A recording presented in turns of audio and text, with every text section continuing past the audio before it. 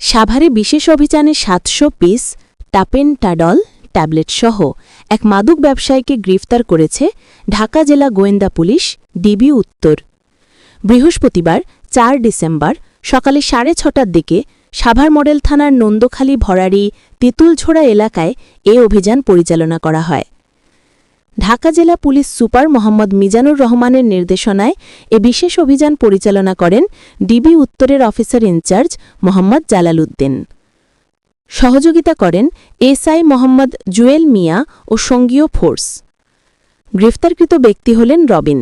তিনি গাজীপুর মেট্রোপলিটন এলাকার কাশিমপুর থানার শৈলডুবি গ্রামের বাসিন্দা।